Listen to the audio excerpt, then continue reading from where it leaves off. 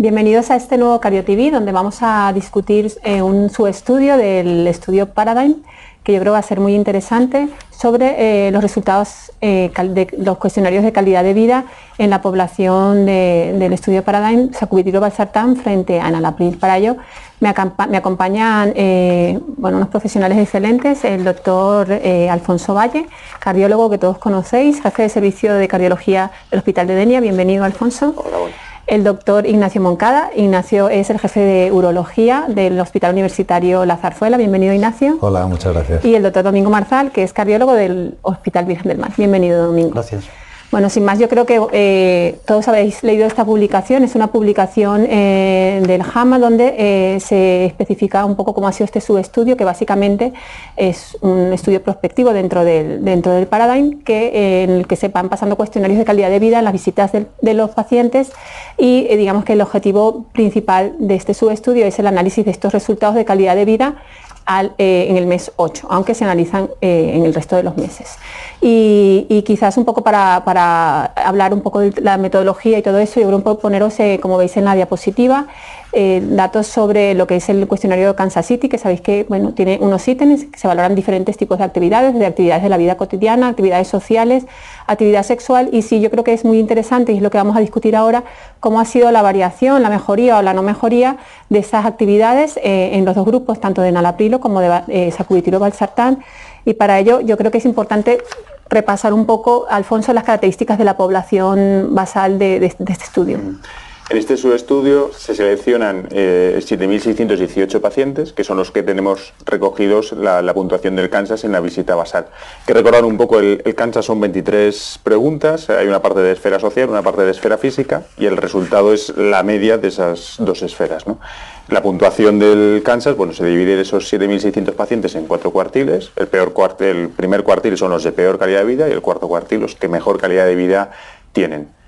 Yo creo que las características importantes de esos pacientes que refieren la peor calidad de vida es que son principalmente mujeres, más añosos, con más factores de riesgo cardiovascular, más fibrilación auricular, con una fracción de eyección muy similar. El grupo de peor cuartil tenía una fracción de eyección de un 30%, los de mejor un 29%, es decir, a nivel clínico ninguna diferencia. A nivel de parámetros de congestión sí que tiene un ProBNP más alto, ese cuartil inferior, de 1.800 frente a 1.400, y yo creo que sí que hay que destacar la clase funcional, es decir, aquellos pacientes con peor calidad de vida, el 48% estaban en clase 3-4, frente a un 9%, un 8% en el cuartil superior de mejor calidad de vida. Cosas también importantes a destacar: había 781 pacientes que no contestan el cuestionario de manera basal, que están excluidos del subestudio.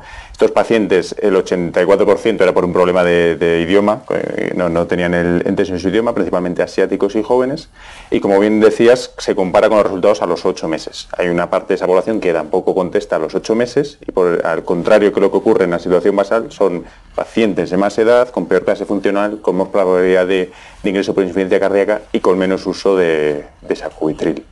Un punto importante que luego seguro que destacamos es el tema de la esfera sexual. Esa pregunta de la actividad sexual, hay un 30% de pacientes que contestan limitado por otras causas, un porcentaje mayor que el resto de las preguntas, principalmente mujeres y con bajas puntuaciones en lo que es la esfera social del Kansas. Y por último, yo creo que es importante, porque hay otros estudios que también valoran el Kansas en el Paradigm. Es verdad que basalmente los pacientes tenían una puntuación de Kansas superior a estudios modernos en insuficiencia cardíaca como el SIF o el STITCH. Entonces, quizás estos resultados que ahora vamos a comentar están un poco infravalorados comparados con estudios. Sí, además llama atención porque son pacientes especialmente malos, ¿no? Claro, entonces, claro. Yo creo que sí es importante ahora cuando hablemos de las conclusiones. Domingo, antes de entrar ya en materia, háblanos un poco del resultado global de este estudio, resultados globales. Bueno, lo primero es contextualizar el subanálisis, es decir, es analizar a la población incluida en un estudio donde queremos ver los resultados en supervivencia y riesgo de hospitalización por insuficiencia cardíaca de pacientes con insuficiencia cardíaca en un estadio malo, insuficiencia cardíaca con fracción de eyección reducida, sintomáticos y bien tratados, ¿no? Y sabemos que estos pacientes tienen una reducción de la mortalidad cardiovascular, reducción de la hospitalización por insuficiencia cardíaca y reducción de la mortalidad por todas las causas, obviamente importantísimo, pero cuando analizamos este otro aspecto que a veces no le damos la la importancia, lo resaltamos, que tiene, que es cómo se encuentra desde el punto de vista físico y social el paciente, pues obtenemos estos resultados. De forma global, lo que sí que vemos es que cuando analizamos el combinado de los scores relacionados con actividad física y social, independientemente de la edad del paciente, en todo momento siempre se encuentra en un estado superior el paciente con sacubitril/valsartán frente al paciente con enalapril. Y de hecho, un resultado interesante es que la diferencia entre ambos tipos de pacientes es una diferencia como de 9 años de edad. Me explico con esto. El paciente con sacubitril/valsartán se encuentra en un nivel de actividad física y social con 70 años, igual que el que tiene 60 años con enalapril. Es decir, se encuentra igual de bien con 70 uno frente a 60 años la gente que está con enalapril, ¿no? Es decir, independientemente de la edad, la situación física y social es mejor para los pacientes con sacubitril/valsartán.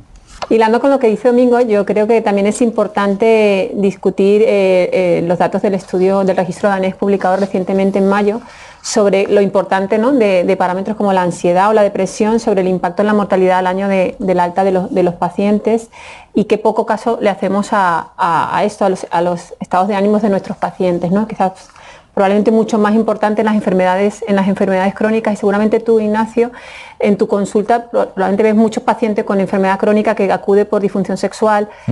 Coméntanos un poco de forma general, y luego ya si quieres hacemos más hincapié en las enfermedades cardíacas, insuficiencia cardíaca, cardiopatía isquémica, el impacto de estas enfermedades crónicas sobre la vida sexual de una persona. Desde luego la sexualidad tiene un componente emocional muy importante. Por lo tanto, el encontrarse bien, el tener una buena calidad de vida tiene un impacto súper directo sobre la sexualidad, ¿no? La gente que se encuentra peor, que tiene enfermedades crónicas, que está con depresión, que tiene ansiedad, pues sin duda alguna tiene menos actividad sexual que los hombres y mujeres que están bien, ¿no? Por tanto, si consideramos globalmente la salud, hay una parte que es la salud sexual, que tiene, digamos, está un poco subordinada al estado general de salud. Los hombres y mujeres dejan un poco detrás de todo lo demás pues la parte de la sexualidad. Cuando uno se encuentra mal, cuando tiene bueno, pues enfermedades crónicas que le hacen no tener una actividad física normal, muchas veces posponen o dejan la sexualidad como algo innecesario, ¿no? Por tanto, muchas veces es reflejo de cómo se encuentra la gente, ¿no?, de la calidad de vida que tienen, que están disfrutando. Digamos, si puedes dividir en un porcentaje disfunciones sexuales por una causa orgánica o por una causa, pues de una depresión, más o menos, ¿qué porcentaje le darías a cada cosa? Bueno, la mayoría de las veces nos encontramos con problemas que podríamos decir que son mixtos, que tienen un componente orgánico y un gran componente psicológico, ¿no? No cabe duda que un hombre que es diabético, que tiene una disfunción eréctil y que no puede tener una relación sexual normal, pues tiene un impacto negativo desde el punto de vista emocional, ¿no? Y va a tener un componente psicológico. Es lo que se llama la ansiedad de ejecución, ¿no?, que llaman los americanos performance anxiety, ¿no?, la ansiedad que produce el pensar no voy a funcionar bien, esto no va a salir bien, voy a perder mi erección, y en definitiva eso conduce todavía a más fallo de lo que se preveía por su problema, digamos, orgánico, ¿no? O sea que siempre encontramos, excepto evidentemente en hombres jóvenes o mujeres jóvenes, que realmente lo que tienen es un componente sobre todo psicológico. Pero en este tipo de población del que estamos hablando y que tienen insuficiencia cardíaca o que tienen, digamos, simplemente edad, lo que encontramos es un problema orgánico que probablemente es el inicio de sus problemas sexuales, y finalmente pues un componente psicológico que repercute de una manera negativa, que impacta de una manera negativa sobre su sexualidad. Domingo, Alfonso, ¿qué importancia le damos como cardiólogos a estos estados de ánimos en nuestros pacientes cuando los tratamos, cuando le ponemos el tratamiento, cuando les damos recomendaciones de estilo de vida? Yo creo que en particular muy poca. Yo creo que este estudio, el registro danés y el anterior subestudio del Paradigm, nos lo deberíamos leer todos. Es decir, el registro danés, los pacientes que tenían una escala de ansiedad por encima de 8 puntos, se morían el doble que los pacientes sin ansiedad y depresión, y la calidad de vida y síntomas con un cuestionario sencillo también. Es decir, cada punto que mejoraba esa calidad de vida se reducía la mortalidad un 3% y los eventos cardiovasculares un 5%, ¿no? Que insistimos mucho en el tratamiento farmacológico, evidentemente hay que insistir en ello, pero es verdad que es un tema que dejamos bastante aportado y que tiene su implicación pronóstica. No, porque además, como dice Ignacio, puede ser que, claro, el inicio es una enfermedad orgánica, pero claro, esa persona que se deprime por eso, al final la depresión también te hace ser menos adherente al tratamiento farmacológico, te hace, ¿no? Entonces yo creo que ya es como un cúmulo de factores. Domingo, ¿tú cuánto caso le haces a esto? No, yo creo que estoy completamente de acuerdo con lo que dice Alfonso. Nos pasa a los cardiólogos y nos pasa a los médicos en general. Probablemente por la presión asistencial y por nuestro sesgo técnico, somos demasiado técnicos en cada una de nuestras especialidades y al componente emocional le damos poca importancia porque realmente requiere un esfuerzo y atención y no le dedicamos sin duda el tiempo y el esfuerzo que merecen, ¿no? Hay una publicación del Opus Timi que es un estudio que no fue positivo, pero se preguntaba cómo está. La simple pregunta de preguntarle al paciente cuando llega qué tal está. El paciente que decía, pues no me encuentro bien, ese paciente al año tenía más mortalidad que no. Entonces sí, yo creo que a mí me gustan esos dos estudios, me parece que el Cardio-TV es muy oportuno porque independientemente de los resultados, que yo creo que también son para discutir, el central ya el poner el farolillo rojo sobre vamos a dar importancia a cosas que al final es lo más importante para el paciente y su entorno familiar, es cómo se encuentra, ¿no? El paciente. Bueno, vamos a ir un poquito más adelante, yo creo que ya metiéndonos un poco en faena vamos a comentar, Domingo, nos comentas los resultados ya de este subestudio sobre calidad de vida, actividad física, actividad sexual, actividad social. Bueno, en primer lugar, como punto de partida, estos pacientes incluidos en el estudio tienen muy penalizado el jogging y toda la actividad física que realizan las personas y la actividad sexual, que es el motivo fundamental del Cardio-TV. Sí que es cierto que casi todos los parámetros de actividad social y actividad física mejoran con sacubitril/valsartán y mejoran frente a enalapril de forma significativa, excepto la tarea de la higiene y lo de vestirse a uno mismo y demás, pero eso, bueno, haciendo un poco bromas antes y lo haremos después también, es que probablemente es difícil que uno mejore en un aspecto tan cotidiano y tan aburrido como, por supuesto hay que hacerla y la hacemos todos, y es necesario, como la higiene y vestirse, ¿no? Y probablemente en otras tareas, como es el poder estar en el jardín, hacer ciertas tareas domésticas, los hobbies, pues en eso claramente la mejora es mayor, y en la que más se nota la mejora por parte de los pacientes es curiosamente en la actividad sexual, ¿no? Entonces, bueno, ahí se puede ver un poco en la imagen cómo todo mejora, y especialmente estos tres últimos aspectos que comentamos, que son las tareas domésticas ordinarias, hacer los hobbies de cada uno de nosotros, y la actividad sexual, que es el motivo fundamental, el gran foco que atrae la atención sobre este estudio, ¿no? Como bien dices, todo mejora, ¿no? Pero también has dicho antes la percepción del paciente. Probablemente el paciente no se da tanta cuenta de que está limitado en las actividades de, pues eso, de vestirse, como en una actividad sexual, una actividad, digamos, más potente, ¿no? Puede ser por eso la explicación, porque realmente lo que nos tiene sentido es que mejoren en algo que requiere más consumo energético que en algo que no. Probablemente la percepción es que lo otro no lo necesita, lo hacían más tarde o más despacio y no se dan cuenta que han mejorado con respecto a algo que no hacían y han pasado a hacer, ¿no? Yo creo que sí, es decir, al final esto son el resultado de utilizar escalas objetivas, no solamente la percepción subjetiva o del facultativo o la del propio paciente, claro. Muy bien, bueno, pues la pregunta del millón, Ignacio. ¿Crees que esa mejoría de la actividad sexual que vemos, que es la más significativa, es por un efecto directo no descrito del sacubitril/valsartán o por un poco en general la mejoría global del paciente que repercute en la mejoría sexual?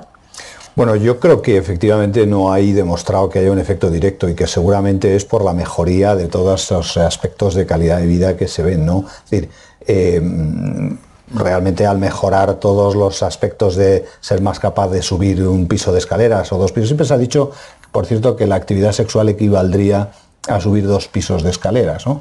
Es decir, que desde el consumo energético, desde el punto de vista de encontrarse bien, de estar animado, sin duda alguna yo creo que eso es lo que es un poco lo que vemos, ¿no? La correlación entre la capacidad de tener más actividad física, encontrarse mejor, no solo desde el punto de vista físico, también al final desde el punto de vista emocional, lo que tiene realmente valor, lo que tiene impacto. Podría haber, y de hecho hay algunos medicamentos como los inhibidores de la fosfodiesterasa que se empezaron a desarrollar como fármacos para la cardiología, ¿no? Para hipertensión pulmonar o para la angina de pecho y tal, y que realmente se vio que tenían un efecto directo sobre el músculo liso del pene y tenían producían una respuesta muy buena en tanto que mejoraban la erección. Aquí no se ve exactamente eso, ¿no? Porque de hecho además la mejoría es también en mujeres, ¿no? No solo en hombres, sino en mujeres, ¿no? Por lo tanto no parece un efecto directo, sino parece un efecto indirecto, un subrogado de una mejoría del estado físico del individuo. Vosotros, Domingo y Alfonso, Domingo, ahora que estamos ya tratando pacientes con sacubitril valsartán, ¿veis eso? Porque ese paciente dice, doctora, me encuentro realmente mejor, ¿eso os pasa? Sí, yo siempre lo cuento, ¿no? Cuando estábamos en el ensayo, obviamente no sabíamos quién estaba tratado con qué fármaco, pero hicimos nuestra pequeña porra, que no llegamos a saber, pero teníamos la sensación de que sabíamos quién estaba tratado con sacubitril valsartán, porque había una mejoría que era muy evidente en todo lo que decía Ignacio, ¿no? que mejoraban en toda su calidad de vida y en su capacidad física y incluso en el estado de ánimo. Había diferencia, quien estaba plof y quien venía eufórico, ¿no? Yo creo también, ¿no? Ha habido como un cambio de paradigma cuando pautamos el IEC y el beta bloqueante, que avisamos al paciente diciendo que igual usted se ha encontrado peor, bajo gasto, etcétera, etcétera. Y justamente con sacubitril nos ocurre lo contrario, que te viene el paciente diciendo de, oiga, esto no me lo quite porque me encuentro a pesar de que le baja la tensión, ¿no? Pese a que le baje la tensión, pero es verdad que la mejoría sintomática, tenemos datos objetivos y ahora, por ejemplo, Paola Beltrán y el grupo de Julio Núñez han publicado el tema del test de la marcha a los 30 días de empezar el fármaco y una mejoría, ¿no? Que algo que percibimos en la consulta, bueno, tenemos este estudio, tenemos el test de la marcha que te refrenda un poco esa sensación que dice Domingo y la porra Domingo, está claro. Y yo creo que es eso, como dices tú, Ignacio, el consumo energético, ¿no? Al final, que es verdad que como que lo visualizas más en actividades, pues eso, pues hacer jogging, hacer el jardín, que requiere más la actividad sexual, pero claramente tiene que ser una cosa progresiva, es decir, esa persona que mejora en la actividad sexual es lógico que haya mejorado en las otras, pero quizás habla un poco la importancia de la vida sexual de la persona, que realmente es lo que pone en lo que más mejora, ¿no? Será un poco por eso. Sí, sin duda. A mí la verdad es que me encanta que a los cardiólogos les guste o que estén interesados ahora en este tema, porque nosotros algunas veces, los urólogos me refiero, hemos echado de menos que los cardiólogos le dieran más importancia a la actividad sexual. Y pensábamos que, bueno, muchos hombres con, por ejemplo, pues eso, con hipertensión, con diabetes, con dislipemias, con problemas cardiovasculares, con enfermedad, con historia cardiovascular, y no se les preguntaba por la erección, cuando parece claramente que puede ser un síntoma centinela de problemas cardiovasculares. Muchos hombres que nos vienen a nosotros por problemas de erección finalmente acaban teniendo un infarto o un problema cardiovascular, un evento cardiovascular más severo, ¿no? Y pensábamos, bueno, ¿por qué los cardiólogos no les preguntan, ¿no? Porque muchas veces, en fin, como hemos estado viendo, como vemos, pues tiene ese efecto de la sexualidad como síntoma centinela de problemas que pueda haber y que puedan... Y al contrario, la respuesta a tratamientos pues mejoran un aspecto que es la sexualidad, que realmente pues pueden orientar a que realmente el paciente está funcionando mejor. De hecho, fíjate ahora el sildenafilo que primero, como bien dijiste tú, se empezó a tratar, a utilizar para problemas cardiológicos, hipertensión pulmonar, etcétera, y ya se ha digamos que dejado un poco en el tema de la disfunción eréctil, como se ve en los últimos estudios, yo creo que se han publicado 2 o 3, que los pacientes después de un infarto de miocardio que necesitan sildenafilo, en este caso, para su actividad sexual, mejoran los parámetros hemodinámicos en cuanto a disminución de insuficiencia cardíaca. Es decir, que yo creo que un poco vamos a lo mismo, ¿no? La mejoría global, que es antes o que es después, ¿no? Y yo hay una cosa importante desde rehabilitación cardíaca, que es verdad que nosotros sí nos hemos acostumbrado a preguntar, porque bueno, al final en rehabilitación cardíaca pues ves un poco el paciente más de forma global. De hecho, pasábamos el SIN antes al principio y eran desastrosas las puntuaciones, entonces ya hemos decidido pasarlo a mitad de programa cuando el paciente ya está, pues eso, se encuentra un poquito más seguro, está más... Claro. Y bueno, y ahí ya cuando empezamos a mirar, el 30%, que además lo tenemos documentado, de estos pacientes tenían ya disfunción eréctil antes del infarto. Claro, claro. Eso es lo que vemos nosotros, efectivamente. Y además es muy importante. Fíjate, hay hubo Pfizer, bueno, no sé si se puede comentar, pero es así. Pfizer, cuando perdió la patente de sildenafilo, intentó que el sildenafilo fuera pudiera ser prescrito OTC, ¿no? O sea, o pudiera ser comprado en las farmacias sin necesidad de receta. Y hubo una discusión importante sobre si eso estaba bien o no, si se podía hacer o no. Eran fármacos muy seguros, realmente había muy pocos problemas con su uso. Y la razón que dio la Agencia Europea del Medicamento, yo creo que muy acertadamente, fue que se le estaba privando a un paciente con problemas de erección que fuera al médico, porque necesitaba una evaluación, porque probablemente tendría factores de riesgo cardiovascular que necesitarían ser, digamos, estudiados y puestos bajo control médico, ¿no? Y que esa fue la única razón, no porque fuera peligroso, ni porque produjera ningún tipo de, yo qué sé, de dependencia o tal, sino porque se estaba privando a un paciente, un potencial paciente cardiovascular, de una atención médica que probablemente era necesaria, ¿no? Sí. Yo creo que... Con respecto a esto hay un círculo de diseño, creo, no sé, hace ya años, del 2011 o algo así, que dice un poco esto, ¿no? Los cardiólogos nos tenemos que mentalizar que es eso, un tanto centinela, como puede ser la diabetes un equivalente coronario, pues lo mismo. Bueno, el cardiólogo y quizás más el médico de familia, ¿no? Porque a todo lo pasado ya lo preguntas, pero claro. Pero un poco el éxito sería que cuando ese paciente va al médico de familia y lo identifica, pues yo no te digo que a todos se le haga una prueba de esfuerzo, pero sí ver factores de riesgo, qué colesterol tiene, a ver si es diabético, si no es diabético, ¿no? En ese artículo te dice que un paciente varón menor de 60 años con disfunción eréctil en 3 años como máximo va a tener una angina y en 5 años un evento cardiovascular. Entonces, bueno, que nos tenemos que adelantar un poco a ese escenario que luego ves tú en rehabilitación, ¿no?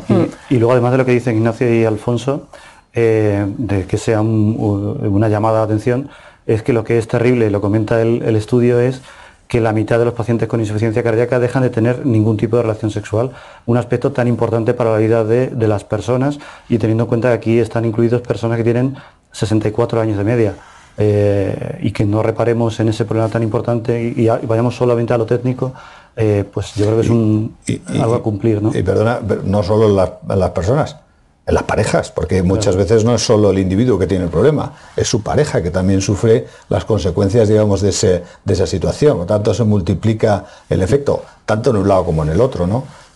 Por lo tanto, es muy importante lo que dices, ¿no? Estoy totalmente de acuerdo. Sí, yo creo además la trascendencia del estudio es que el paciente se encuentra mejor a tanto que ya, o sea, como que recobre la actividad sexual, porque como si tú te encuentras mal, o sea, lo que menos piensas es tener una actividad sexual, pero eso quiere decir que es que se plantea tenerlas porque ya se encuentra bien, ¿no? Entonces quizás por eso nota que ha mejorado, es que he pasado de 0 a todo, ¿no? Sin embargo, el otro, bueno, lo va haciendo como puede, ¿no? Yo siempre digo el ejemplo de mi hijo que es asmático, que jugando al fútbol se puso de portero. Él mismo se autolimita, ¿no? Porque, claro, no puede correr y esto, pues yo creo que en la insuficiencia cardíaca te vas autolimitando tanto, que al final no te das cuenta de lo que hacías antes hasta que lo puedes volver a hacer, ¿no? Porque yo sí he notado, yo tengo muchos pacientes en La Paz de Colmenar y la mayoría de los pacientes que están con sacuditis valsartán dicen, es que ya he vuelto a la huerta. Que cosas que cuando tú le preguntabas cómo está, en las consultas anteriores no las sin embargo, no les pregunto si han vuelto a la actividad sexual, pero ahora ya lo preguntaré, porque ya veo que, o sea, que es muy importante. Para ir cerrando, Alfonso, ¿qué aplicabilidad clínica? Yo creo que ya la hemos estado comentando a lo largo del CardioTV, le ves a este estudio. Yo resumiría en 2 cosas fundamentales, 2 puntos fundamentales. Primero, que los cardiólogos tenemos que utilizar escalas objetivas de calidad de vida, medimos el potasio, el sodio, el BNP, las líneas B en la ecopulmonar. Bueno, pues esto tiene que entrar dentro de nuestra rutina porque fallamos mucho, es decir, en ese cuartil inferior el 48% hemos dicho que están en clase 3-4, perfecto. El 52% el facultativo ha dicho que está en clase 1-2, por tanto, es decir, o asintomático o con disnea con el esfuerzo importante, ¿no? Y el paciente se nota que tiene una calidad de vida muy mala, entonces nuestra evaluación subjetiva de la consulta falla. Entonces, bueno, tener este tipo de herramientas las tenemos que utilizar. Alfonso, pero como vamos a pasar un Kansas City en la consulta. Ya, pues que ahí yo creo que evidentemente es imposible, pero bueno, pues quizás sobre todo yo creo que el tema del apoyo de la enfermería es ya, por ejemplo, el CIM abreviado que pasamos nosotros. Sí, son 5 o 6 preguntas, y realmente eso no cuesta demasiado. Claro, a lo mejor identificar del Kansas City las más, ¿no? Sí, o usar cuestionarios, eso, el registro de ANES, por ejemplo, usa el SF12, que es, bueno, más sencillito que el Kansas, verdad que el Kansas es difícil de digerir para una consulta.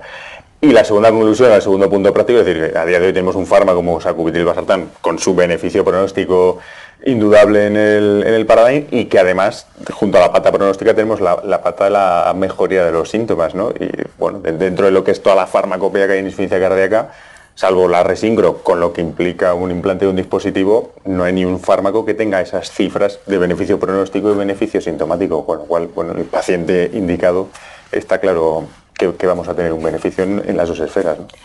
Domingo, reflexión. Quizás voy a salirme de guión porque me estoy un poco por lo que dice Alfonso, que importante es la calidad de vida frente a la cantidad, y tú ayer tuiteaste unas reflexiones de Valentín Fuster y creo que vienen un poco a cuento de eso, ¿no?